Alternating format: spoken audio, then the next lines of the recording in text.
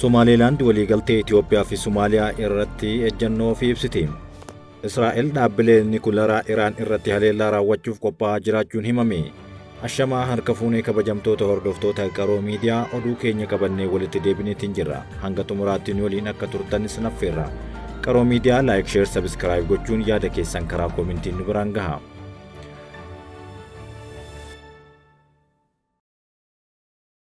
Finfinneetti dhaabbileen daldalaa galgala hanga sa'aatii 3:00 tajaajila akka kennan murtaa'e. Kaabineen magaalaa Finfinnee walga'ii idilee afuraffaa waggaa afuraffaa kaleessa geggeesseen ajandaa 5 misoomaaf faayidaa oolan qabu irratti mari'achuun raggaasiseera. Ajandaalee irratti mari'achuun murtee dabarse keessaa inni tokko dhaabbileen daldalaa fi tajaajila daandiiwwanii gurguddoo magaalichaa hundatti argaman galgala hanga sa'aatii 3:00 hawaasa tajaajiluuf guutuutti akka kennan himaniiru. Inni lammataa yaada ka'umsaa wixinee qajeelfama bulchiinsa tajaajila awutoobisii elektirikaalaa dhiyaate qorachuun mootummaa fi tumsa dhuunfaan akka hoogganamu akkasumas geejjibni mootummaa fi dhuunfaa hanga halkan sa'aatii 4tti tajaajila geejjibaa akka kennanis murteesseera. Kana malees dhaabbileen gamoowwanii fi biirooleen mootummaa dhuunfaa daandiiwwan gurguddoo fi daandiiwwan galtuu magaalichaa hundarratti argaman tajaajila ibsaa guutuu akka qabaatanis murtee dabarseera. Ajandaa afuraffaa wixinee dambii faalama lagaa ittisuu fi misooma qarqara lagaa dhihaate irratti mari'ateera. Wixinee kanaanis fayyaa jiraattotaa, qulqullinnaa fi midhaagina magaalaaf faayidaa ol'aanaa qabaachuu isaan sagalee guutuun raggaasiseera. Ajandaa inni dhumaa qophii fi to'annoo raawwii pilaanii magaalaa, biiroo misooma pilaanii magaalaan qophaa'anii fi dambii fooyya'ee dhihaate irratti mari'achuun sagalee guutuun raggaasisuun himameera. Kana malees kaabineen magaalichaa ajandaalee misoomaaf faayidaa ol'aanaa qaban irratti mari'achuun raggaasisuun himame. Kaabineen magaalaa Finfinnee walgahii idilee afuraffaa waggaa afuraffaa geggeesseen ajandaalee misoomaaf faayidaa olaanaa qaban irratti mari'achuun raggaasiseera. Gabaa kaapitaalaa Itoophiyaa fi gabaa aksiyoonaa Kaazaablaankaa waliigalteen tumsa mallatteessan. Gabaan kaapitaalaa Itoophiyaa dhaabbata biyya Morookoo kan ta'e gabaa aksiyoonaa Kaazaablaankaa waliin waliigaltee tumsa mallatteesseera.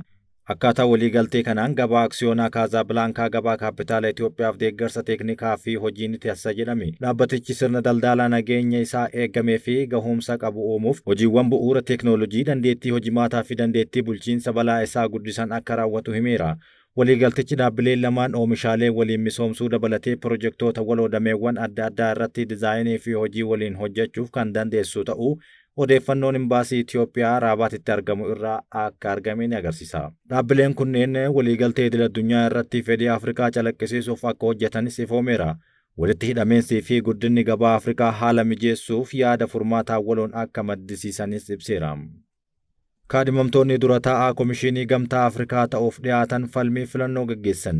Kaadhimamtoonni dura taa'aa Komishinii Gamtaa Afrikaa ta'uuf dhiyaatan Finfinneetti galma walgahichaatti falmii filannoo gaggeessaniiru. Tokkummaa Afrikaa nageenyaa fi tasgabbii, walitti hidhameensa daldalaa bal'isuu, guddina diinagdee, waltajjii addunyaa irratti dhaga'amummaa Afrikaa dabaluu, riiformii dhaabbatummaa, fayyadamummaa lammiilee fi ajandaawwan birootti xiyyeeffachuun falmii isaanii taasisaniiru. Ministeerri dhimma alaa fi tumsa idil addunyaa Jibuutii Muhammad Ali Yusuf, ministeera muummee duraanii Keeniyaa Raayilaa Odingaa fi ministeera dhimma alaa Maadaagaskar Riichaard akka jedhanitti falmii sa'aatii 2 ol fudhate taasisaniiru. Kaadhimamtoonni kunneen yoo filataman waan raawwachuuf karoorfatan irrattis bal'inaan haasa'aniiru. Muhammad Ali Yusuf dura taa'aa Komishinii Gamtaa Afrikaa ta'anii yoo filataman dhimmoota nageenyaa fi tasgabbii Afrikaa irratti xiyyeeffannoo addaan akka hojjetan ibsaniiru. Akkasumas pirojektoota dargaggoota Afrikaa fayyadamoo taasisan hojiirra kan oolchanis himaniiru. Raayilaa Odingaa ammoo gama isaaniitiin dura taa'aa Komishinii Gamtaa Afrikaa ta'uu yoo filataman mul'ata hundeessitoota gamtichaa kan ta'e Afrikaa tokkummeessuu xiyyeeffannoo isaanii ol'aanaa ta'uu himaniiru. Barnoonni, fayyaa fi sona oomishaalee dabaluun toora xiyyeeffannoo addaa kan ta'uu himaniiru. Riichaard Rindiriyaamandiraatoon ammoo dura taa'aa Komishinii Gamtaa Afrikaa ta'uu yoo filataman uwwisa faayinaansii hammataa uumuun fayyadamummaa lammiilee haqa qabeessaa ta'ee mirkaneessuuf xiyyeeffannoo addaan kan hojjetan ta'uu ibsaniiru. Hojimaata guddina diinagdee Afrikaa caalmatti saffisiisan kan diriirsan ta'uu himuu isaanii tajaajilli oduu Itoophiyaa gabaaseera.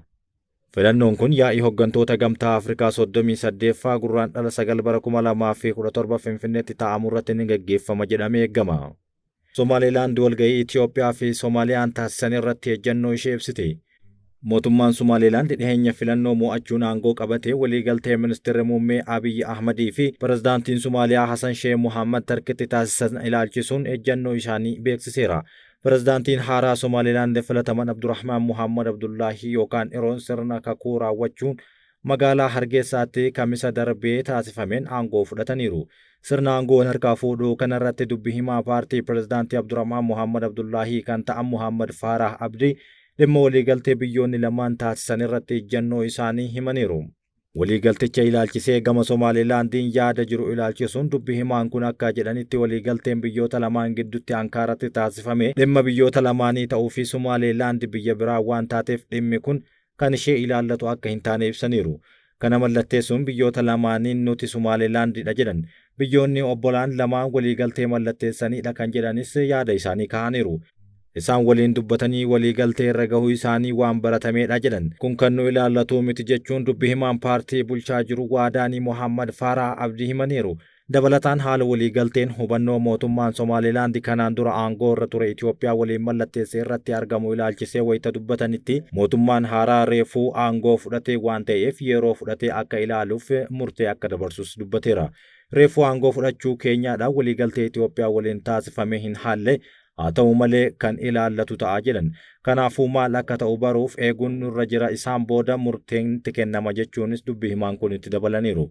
Karra galaanaa kan hin qabne Itoophiyaan gaafii ulaa galaanaa argachuuf qabduu fi deebii argachuuf carraaqqii taasistuun waggaa darbe waliigaltee Somaalilaand waliin taasifteen alatti Somaaliyaa waliin waliigaltee karaa ittiin karra galaanaa argattu yookaan ammoo galaana dabarsitu dandeessuu amansiisaa ta'ee fi itti fufiinsa qabu argachuuf kan ishee dandeessisu Ankaaratti mallatteessiteerti. Kanaanis mootummaa Somaaliyaa walaba ta'e jalatti Itoophiyaan karaa ittiin ulaa galaanaatti darbitu amansiisuu fi itti fufiinsa qabaatu argachuuf biyyoonni lamaan waliigaltee dandeessisuu irra kan gahan yommuu ta'u waliigaltee kana hojiitti hiikuun ammoo ji'oota muraasaa booda kan itti fufutaa jedhameera.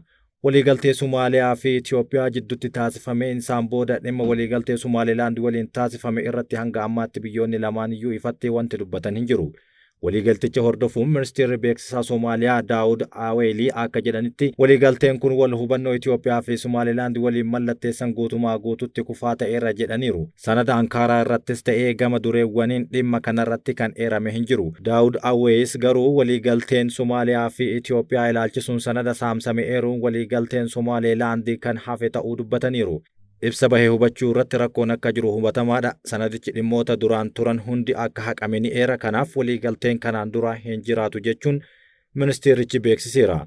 Waliigaltee wal hubannoo ammajjii 1 Finfinneetti pirezidaantii duraanii Somaalilaand Musee Bahii fi ministeera muummee Abiyyi Ahmad gidduutti haala fayyadama ulaa galaanaa irratti mallattaa'uun isaa kan yaadatamudha. Waliigaltichaan Somaalilaand Itoophiyaaf ulaa galaanaa tajaajila daldalaa fi humna galaanaatiif oolu kan kennitu yommuu ta'u, deebii isaatiif ammoo Itoophiyaan Somaalilaandiif akka biyyaatti beekamtii kenniti jedhamee ture.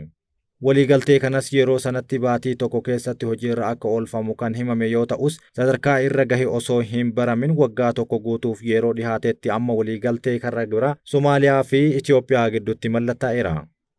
Somaaliyaan waliigaltee Itoophiyaan Somaalilaand kan qaama bulchaa kooti jettu waliin mallatteessitee birmadummaa koo kan sarbudha jechuun cimsitee himachaa turteerti.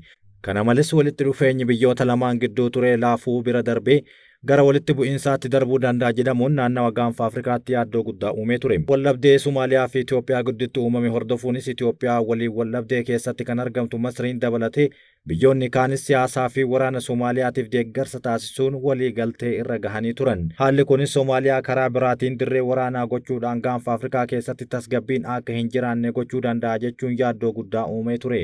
Kun osoo kanaan jiru bulchitoonni biyyoota lamaanii Ankaaratti waliigaltee mallatteessaniiru. Kabajamtoota hordoftoota qaroo miidiyaa oduun keenya akkuma fufetti jira gara oduu biyya alaatti isin dabarsina. Israa'el dhaabbileen Nikuleeraa Iraan irratti haleellaa raawwachuuf qophaa'aa akka jirtu ibsite.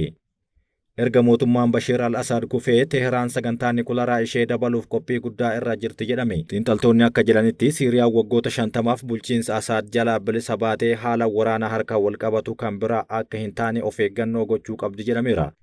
Odeeffannoon miidiyaa Israa'el Times of Israel jedhamu aangawoota waraanaa irraa argateen humni qilleensaa biyyattii haleellaa kana raawwachuuf qophii taasisaa jiraachuu himaniiru. Finciltoonni Siiriyaa kutaalee garaa keessa jiraatan haala hin eeggamneen Damaasqoo qabachuun isaanii dhiibbaa Teheraan naannicha keessatti qabdu laaffisuu danda'a jedhamees amanama. Kun ammoo mootummaa Israa'el irratti balaa uumuun biyyattiin sagantaa Nikuleeraa akka saffisiistu taasisa jechuun gabaafamaatiin jira. Faallaa himannaa Israa'elii fi biyyoota dhihaa Iraan boombii Nikuleeraa irratti hojjechaa jirti jechuun dhiyeessan Teheraan sagantaa atoomikii ishee madda anniisaa nagahaa fi filannoo ta'uu isaa falmuudhaan kuffifteetti. Biyyoota kamiyyuu caalaa meeshaan nikularaa Iraan sodaachisaa kan jirtu Israa'el qorattoota nikularaa ol'aanoo irraa eegaltee pirojektii kana jeequuf hojii dhoksaa adda addaa geggeessaa turuun ishee kan beekamudha. Akkasumas ajjechaa hoogganaa Hizbollaa hordofee haleellaa misaa'ilaa Iraan irraa onkololeessa keessaa raawwatameef deebii kennuudhaan dhaabbileen nikularaa Iraan xiyyeeffannoo jalqabaa turan. Dhiibbaa dippiloomaasii Ameerikaa irraa kan ka'e karoora kana dhiisuun ishee waan yaadatamudha. Hooggantoonni waraana Israa'el akka jedhanitti kufaatii mootummaa Bashir al-Assad michuu guddaa Teheraan naannicha keessattii fi duubatti deebi'uun Mooskoo biyyattii meeshaa nikularaa fayyadamuun qaawwa dantaa naannoo ishee keessatti mul'ate guutuu taasisuu danda'a jedhan. Akka gabaasa Times of the Israel jedhutti hooggantoonni waraana Israa'el Hizbollaa akka michuu biraa naannichaatti ilaalu jedhama. Bashir al-Assad dadhabsiisuu fi aangoo irraa kaafamuu Iraan irratti haleellaa raawwachuuf yeroo mijataa ta'uu akka danda'us dubbataniiru. Akka odeeffannoon hanga ammaatti bahetti adeemsa haleellaa kanaa fi yeroo itti raawwatamu ifatti hin ibsine. Haa ta'u malee haleellaan kun yeroo raawwatame naannoo sanatti waldhabdee haaraa uumuu danda'a jechuun tilmaamamaatiin jira. Gama biraatiin Teel Aviv gara Siiriyaatti tarkaanfattee iddoowwan waraanaa mootummaa 250 ol irratti haleellaa guddaa raawwatteerti. Haleellaa kanaan kuufamni meeshaa waraanaa ittisaa qilleensaa fi warshaaleen meeshaa waraanaa irratti xiyyeeffatamaniiru. Kabajamtoota hordoftoota keenya oduun ammaaf qopheeffanne kan hangammaatti dhageeffattanidha. Waan nu dhageeffattaniif galatooma.